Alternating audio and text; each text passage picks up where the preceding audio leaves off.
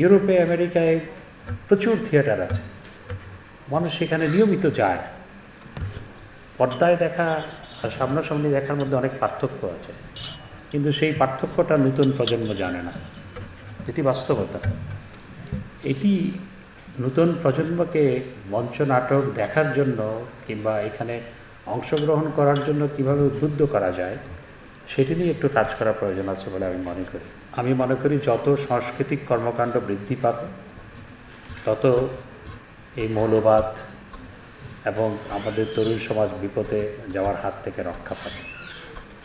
আমরা দেখেছি 13, 14, 15 সালে যে সমস্ত জেলায় জ্বালাও পোড়াও বেশি হয়েছে সেই সমস্ত জেলায় সাংস্কৃতিক কর্মকাণ্ড কম ছিল বা কম আছে। এজন্য সাংস্কৃতিক কর্মকাণ্ড বাড়াতে হবে।